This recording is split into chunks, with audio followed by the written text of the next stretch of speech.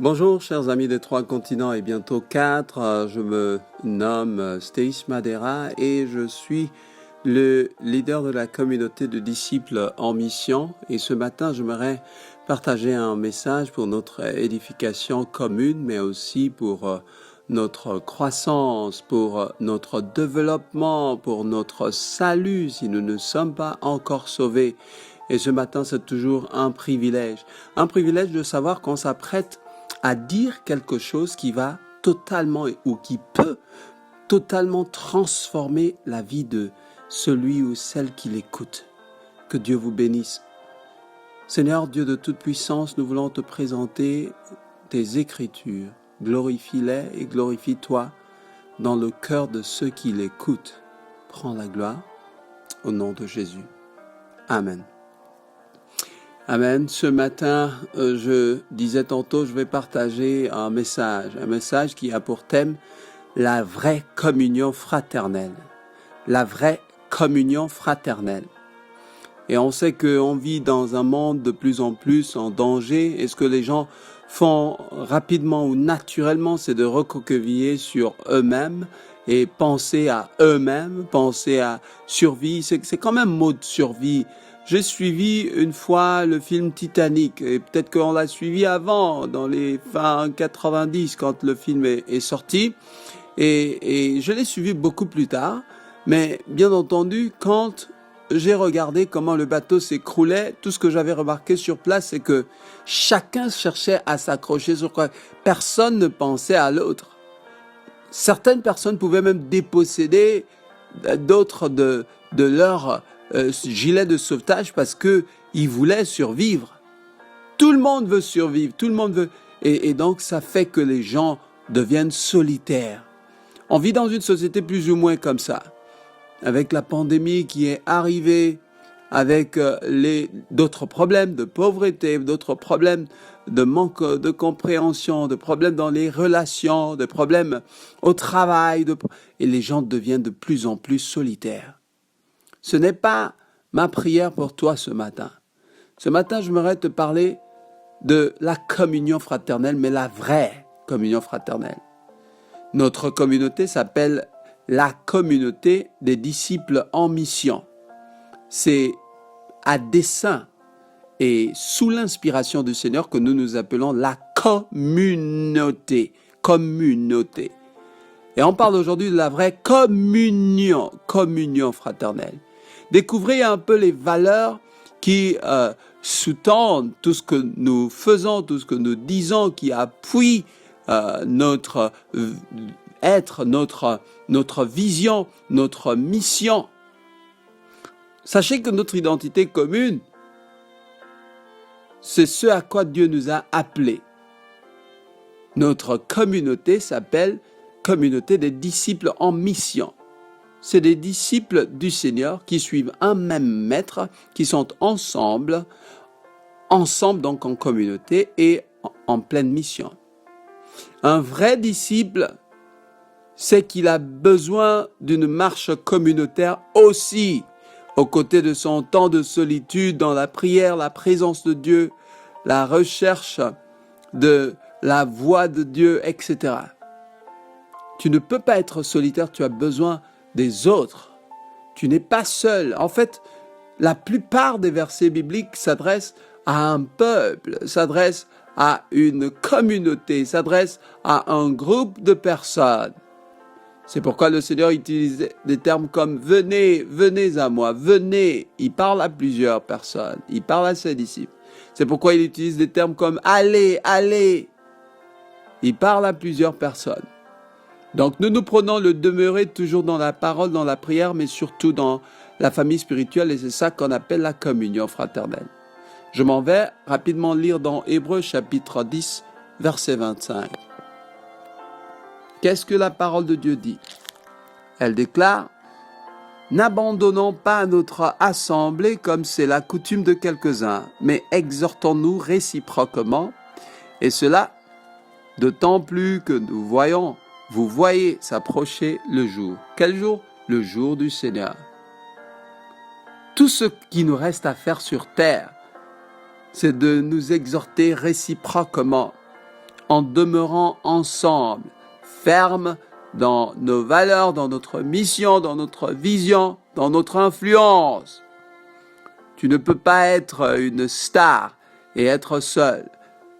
Tu ne peux pas abandonner la famille qui te rend fort. La Bible dit, n'abandonnez pas votre assemblée, comme c'est la coutume de certains. Certains avaient tellement cette coutume, c'était tellement facile. Aujourd'hui encore, c'est une coutume. Pour beaucoup, on a l'impression qu'on ne sait pas où tu es.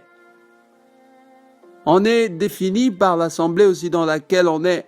Et tout à l'heure, je vais vous prouver cela dans la Bible. Mais j'aimerais partager avec vous 4 points qui vont vous aider à mieux comprendre la vraie communion fraternelle. Le premier point, c'est chercher le Seigneur ensemble. Chercher le Seigneur ensemble, pas seul. Évidemment, il y a des bénédictions que tu reçois seul, je l'ai tantôt dit. Mais il existe certaines bénédictions qui ne seront possibles que dans la communion fraternelle.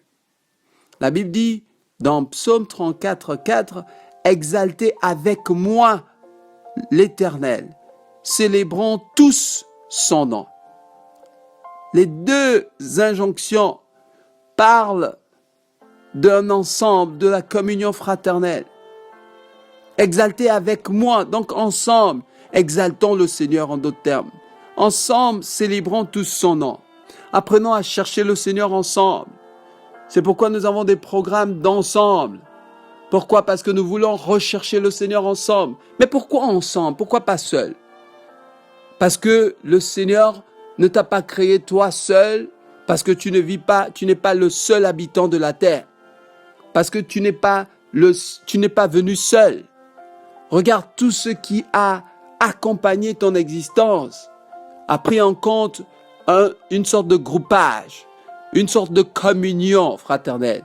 Tu viens des parents, tu as des frères, tu as des sœurs, tu as des amis qui t'encouragent, tu as des gens qui t'appellent, tu as des gens qui te donnent, tu as des gens qui ont payé pour toi, tu as des gens qui t'ont aidé à être là où tu es, tu as des gens qui t'ont aidé à faire passer un dossier, etc., etc.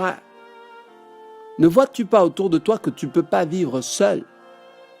Tu as besoin d'une communauté. Et nous, on veut s'ériger en proposition primordiale et te dire que notre communauté est disponible, car elle promeut le vivre ensemble. Cherchons le Seigneur ensemble. À la fin du mois, nous aurons une veillée de prière. D'ensemble, nous invitons tout le monde pour qu'ensemble on cherche le Seigneur. Regardez un des versets les plus cités.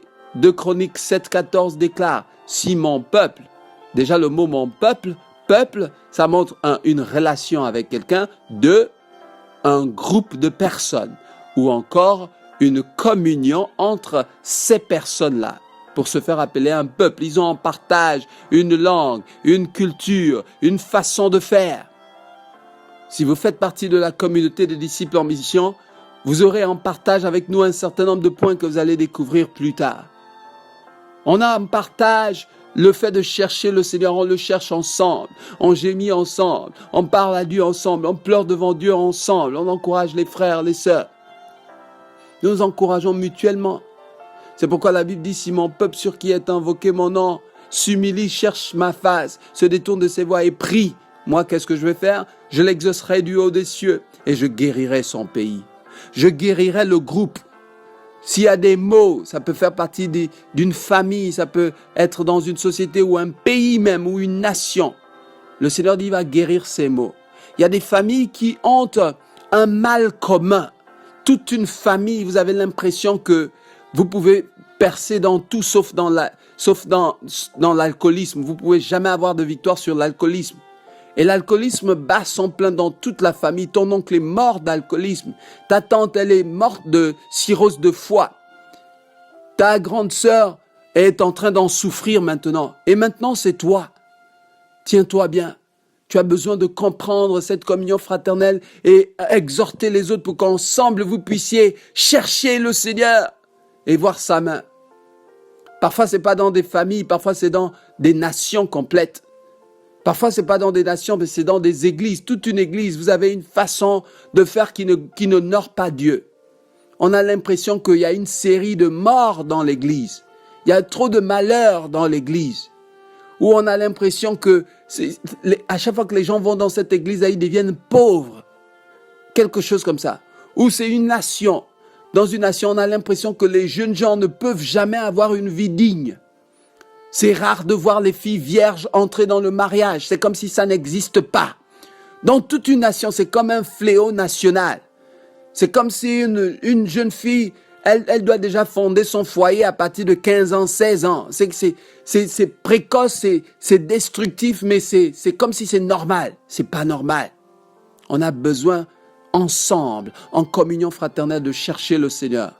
Parfois pour notre nation, parfois pour nos frères, parfois pour nos sœurs. Cherchons le Seigneur ensemble. Et on le fait si bien aussi à l'aide de nos réunions ensemble, nos réunions de groupes de croissance. On se voit tous les mercredis, on prie en ligne, les dimanches, on se voit au culte, on aura une veillée de prière qui arrive, etc. On vous encourage à demeurer ensemble pour expérimenter la vraie communion.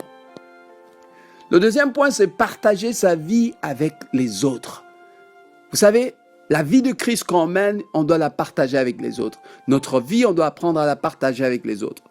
Je vais lire un passage dans Actes chapitre 2, versets 46 à 47. Il est écrit: « Ils étaient chaque jour tous ensemble assidus au temple, et ils rompaient le pain dans les maisons et prenaient leur nourriture avec joie et simplicité de cœur, louant Dieu, trouvant grâce auprès de tout le peuple. Et le Seigneur ajoutait chaque jour à l'Église ceux qui étaient sauvés. » Est-ce que vous voyez ce qui se passe dans ce verset? Il y a quelques points clés. Les gens étaient édifiés, encouragés, motivés. Ils étaient rappelés à l'ordre, etc. Il y a quelques points clés dans ce verset. Ils étaient assidus au temple. Pas un seul jour, non, chaque jour. Chaque fois qu'ils pouvaient, ils étaient assidus, tous ensemble, pas une personne, assidus au temple. Tu sais quoi? Si tu es dans une église où les gens sont assidus et disciplinés, même si tu es indiscipliné, à un moment donné, tu seras discipliné. C'est ça la force du vivre ensemble, la force de la communion fraternelle. Ils étaient assidus dans le temple et ensemble, ils rompaient le pain dans les maisons. Ça s'appelle la communion fraternelle, même dans le manger, même dans le partage. J'ai parlé de partager sa vie avec les autres. Parfois, on partage du pain ensemble. Parfois, on partage de la nourriture. La Bible dit, ils prenaient leur nourriture avec joie. Le peu qu'on a, on partage cela avec joie. Simplicité de cœur. Personne ne dit, écoutez, moi, c'est moi qui ai donné, tu vois, tout ce que les gens mangent là. En fait, c'est moi qui ai sponsorisé tout ça. Non, on n'a pas besoin de ton sponsoring. Non, on ne cherche pas les sponsors. On cherche la communion fraternelle, la vraie, où ensemble le Seigneur sponsorise toutes nos vies, où on met tout ce qu'on a ensemble et on voit le royaume de Dieu se manifester dans les cœurs et dans les vies. Mais vous savez, les bénédictions, ils partageaient avec joie et simplicité de cœur, dit la Bible, louant Dieu ensemble, trouvant grâce auprès de tout le peuple. On trouve grâce auprès de Dieu, auprès des hommes, lorsqu'on loue Dieu ensemble. Parfois, tu es un peu découragé, mais une fois tu viens à l'église avec les autres, pendant qu'on loue le Seigneur. Oh, tout à l'heure, j'ai vu, pendant qu'on était en train d'adorer le Seigneur, quelqu'un était tellement édifié, la personne était en train de pleurer, la personne était en train d'adorer Dieu. Pourquoi? Parce que ensemble, on est en train de chanter des cantiques au Seigneur. Et la Bible dit, et le Seigneur ajoutait chaque jour à l'église ceux qui étaient sauvés. J'aimerais dire que la communion fraternelle se fait, on dit bien fraternelle, se fait déjà avec les frères et les sœurs, se fait avec ceux qui sont sauvés, si vous voulez. Mais elle a un double impact, celui de nous aiguiser, nous. La Bible dit le fer aiguise le fer, donc tu deviens plus tranchant, plus efficace, plus ferme, plus discipliné. Tu grandis rapidement pendant la communion fraternelle. Et l'autre impact, c'est qu'en même temps, elle attire ceux qui ne sont pas encore sauvés. Elle influence, en même temps, elle attire ceux qui ne sont pas encore sauvés. C'est pourquoi la Bible dit, et chaque jour à l'église, le Seigneur ajoutait ceux qui étaient sauvés. Donc, ceux qui n'étaient pas sauvés, qui devenaient sauvés, étaient ajoutés. Pourquoi? Parce qu'ils étaient attirés. Par quoi? Par la communion fraternelle, la vraie. Aujourd'hui, les gens ne veulent plus venir à l'église parce que même dans l'église, les gens sont ingrats. Même dans l'église, les gens vivent dans la solitude. Quelqu'un peut mourir d'un besoin, il est dans l'église, personne ne sait. Ça, c'est quelle église? Ça, c'est quelle vraie communion fraternelle? Vivons ensemble, c'est pourquoi toi aussi ne sois pas orgueilleux. Tu me dis tu es tellement timide, tu n'as pas voulu demander, ça veut dire quoi? Exprime un problème. Si ta tante est malade, c'est ta seule tante qui te reste. Exprime un problème, nous allons prier pour elle et voir la main de Dieu se manifester. Donc, le vivre ensemble, la vraie communion fraternelle est possible parce qu'elle édifie, elle encourage, elle motive. Le Seigneur ajoutait ceux qui étaient sauvés. C'est ça la communion fraternelle. Ma prière est que le Seigneur te le révèle. Ne sais-tu pas que il suffit de me dire là où tu es, qui tu fréquentes, quelle est ta communauté et je te dirai qui tu es.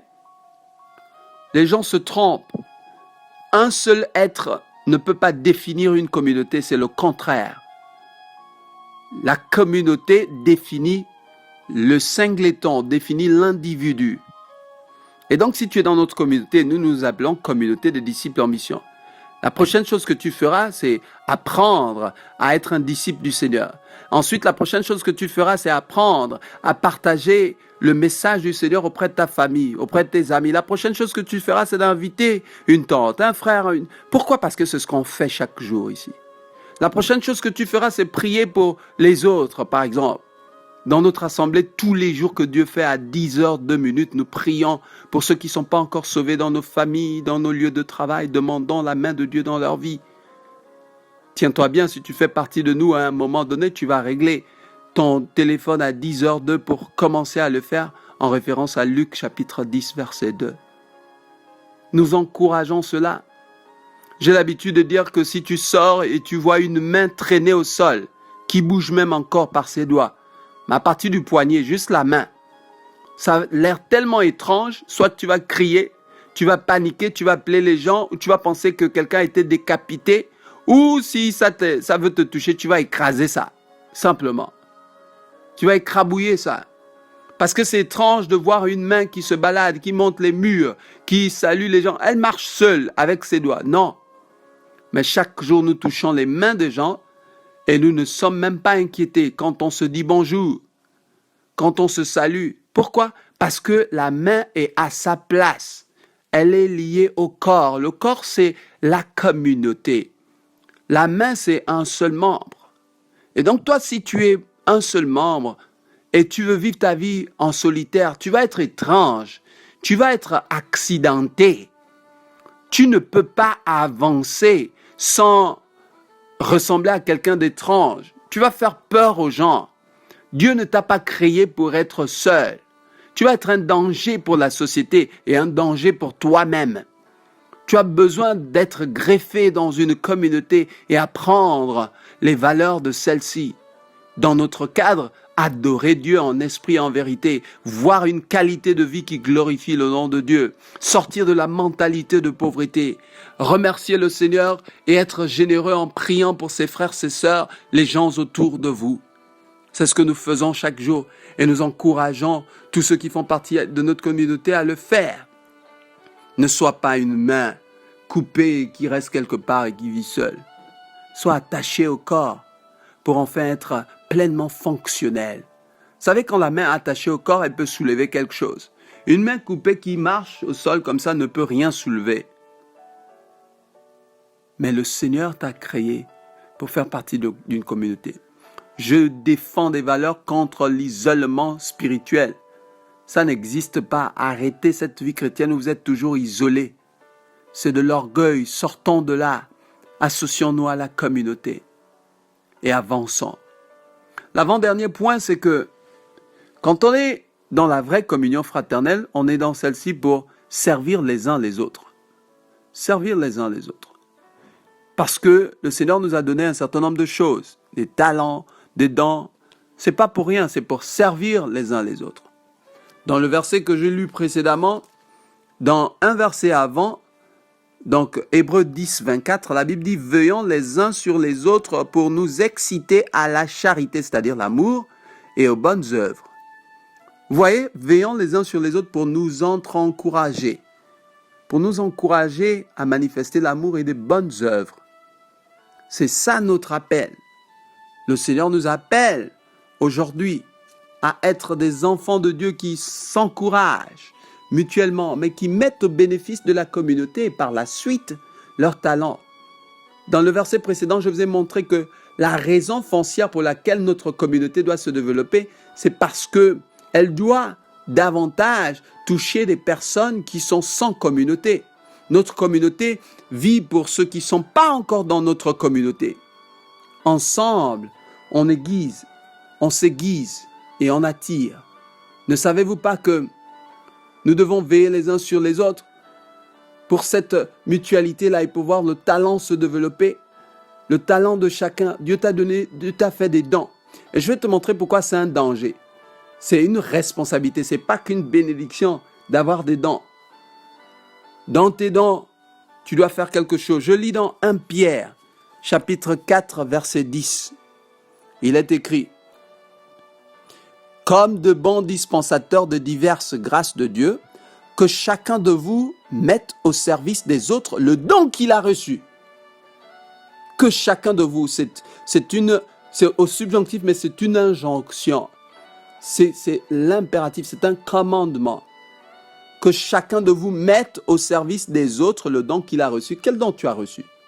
Certaines personnes savent bien annoncer à l'église. Certaines personnes, quand elles lisent la Bible, les autres sont tellement encouragés parce qu'elles le lisent bien. D'autres personnes savent intercéder. D'autres savent encourager les frères et les sœurs. D'autres savent parfois nettoyer simplement l'église. D'autres savent décorer. Quand elle ou il décore, on a l'impression qu'on est confortablement assis en train d'écouter la parole de Dieu. Et pendant qu'on écoute la parole de Dieu, la transformation qui a eu lieu, c'est aussi parce que tu as bien décoré la salle, ma sœur et mon frère. D'autres savent soutenir. D'autres ont un peu plus d'argent que d'autres. Les uns ont un peu plus d'argent que les autres. Ça veut dire que les autres ont un peu moins. Et ça veut dire qu'est-ce qu'on fait? On est généreux.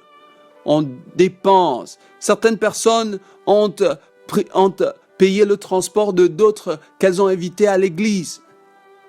C'est une bénédiction. D'autres savent participer, influencer, attirer, chanter, jouer des instruments, aider les autres. Tout ceci, on sert les uns les autres. Et donc n'oubliez pas, on sert les uns les autres à l'aide de notre don.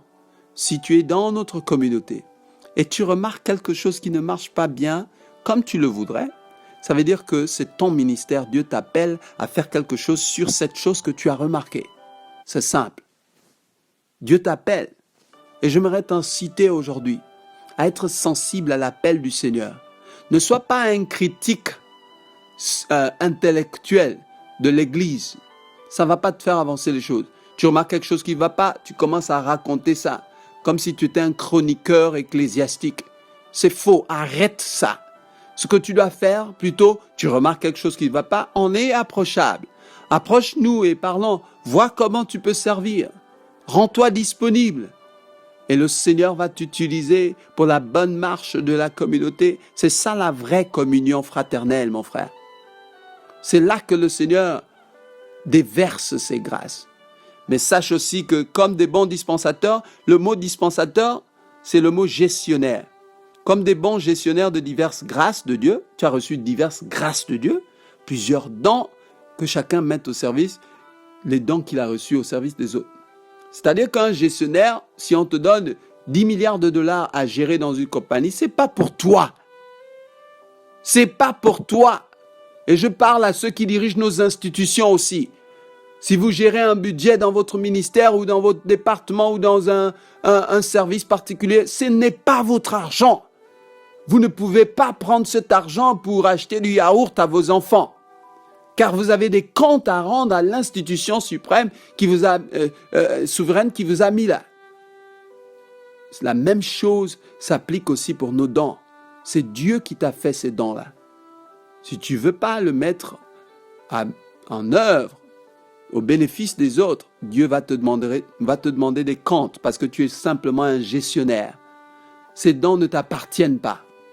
Tu vas rendre des comptes, toi qui sais chanter mais qui ne veux jamais rejoindre les... Parce que tu te dis les chantes là, ça n'a pas chanté. Toi tu sais chanter et tu ne fais rien. Ok, il n'y a pas de problème.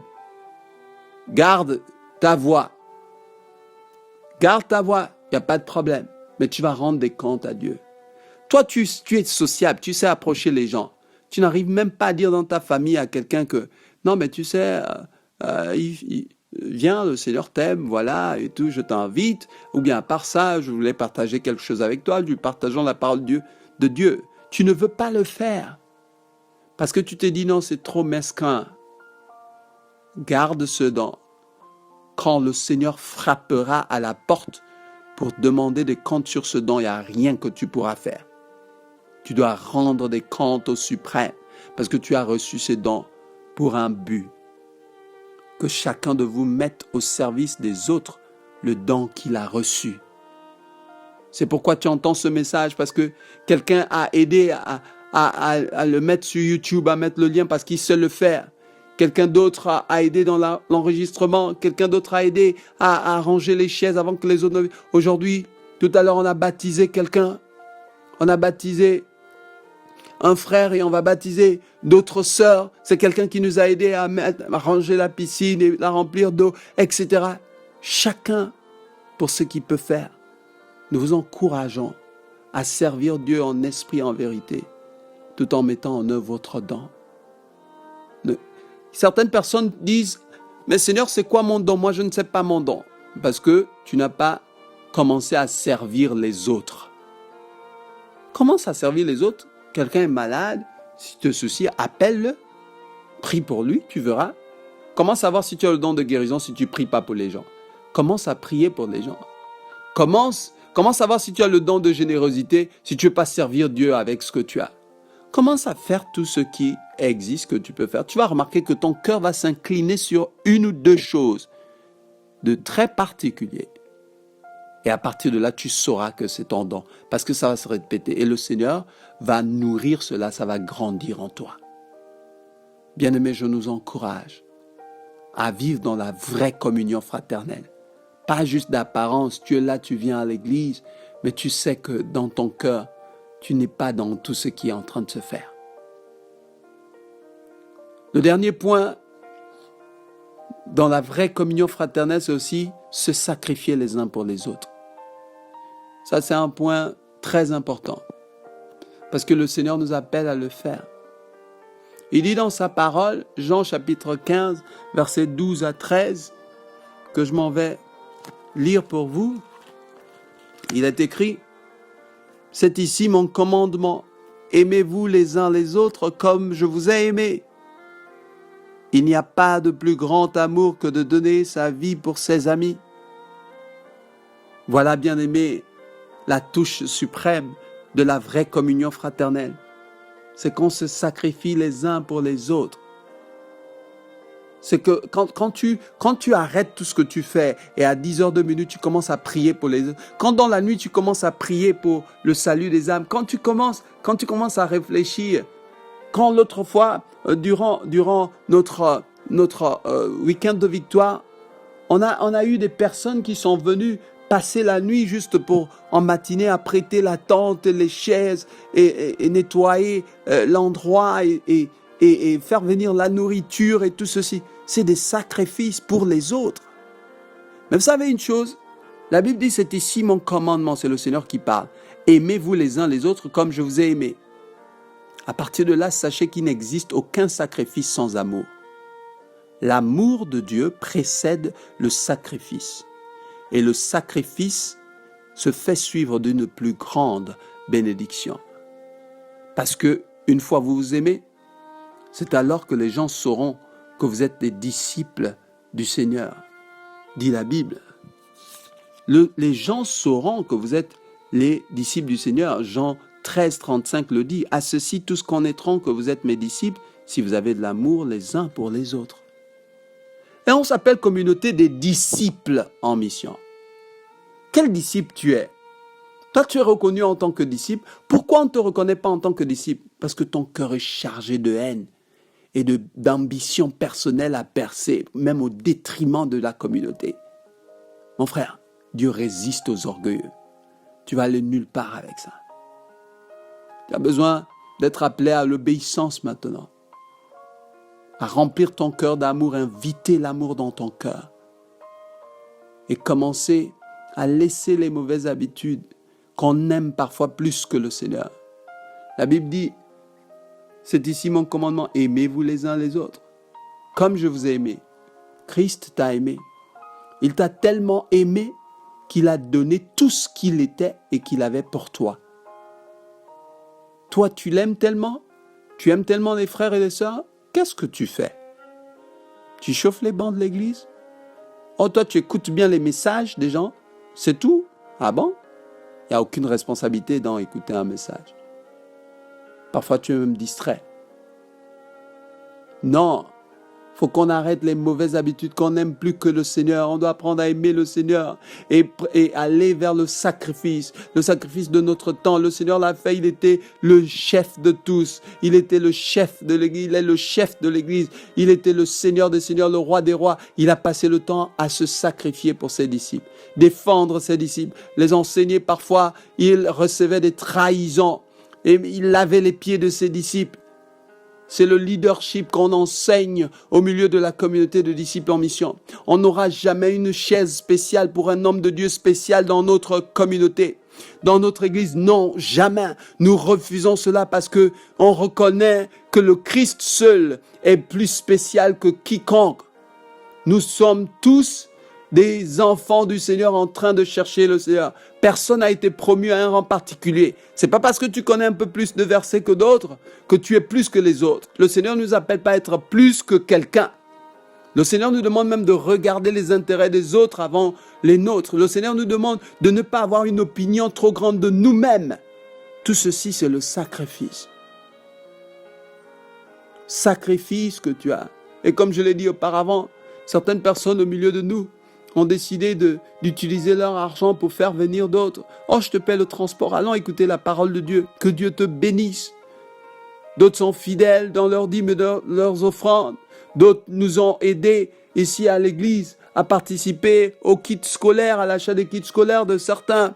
Que Dieu vous bénisse. D'autres nous ont aidés dans les besoins qu'eux-mêmes ont identifiés, à dire, voilà, est-ce qu'on peut faire quelque chose avec ça? Que Dieu vous bénisse si vous avez compris cette générosité-là. Tu aimes le Seigneur? Tu aimes le Seigneur? Sois généreux. Sacrifie-toi pour les autres. Apprends à ne pas trop avoir du temps que pour toi. Aie le temps pour nos activités ensemble. C'est la vraie communion fraternelle. Oh, je pense à l'exemple des militaires sur le champ de bataille qui ne laissent jamais un partenaire, quel que soit alpha. Chaque jour dans les combats spirituels, la prière, ce que nous faisons. Un frère a un cas et le cas perdure, on n'a pas besoin de lâcher prise, on continuera de prier pour lui. Amen, on continuera de prier pour lui.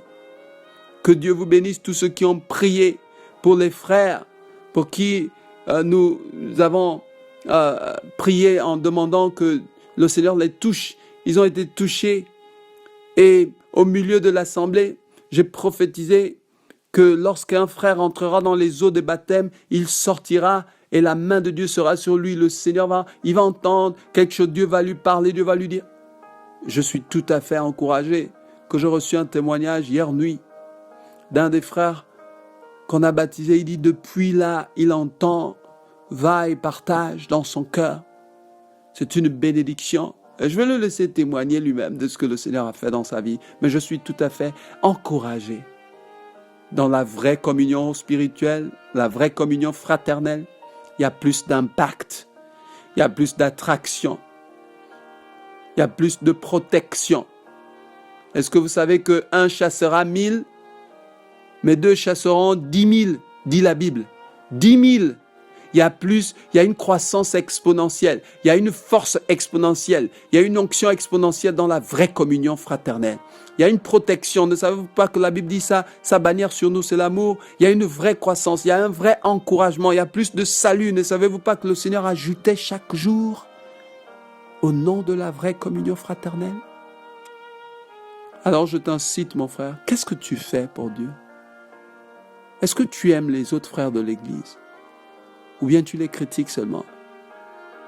Qu'est-ce qui se passe dans ton cœur? Quel est ton don? Qu'est-ce que tu fais avec ton don? Que fais-tu? Comment participes-tu? Ou tu te vantes seulement de ce que l'Église fait? Comment toi tu participes?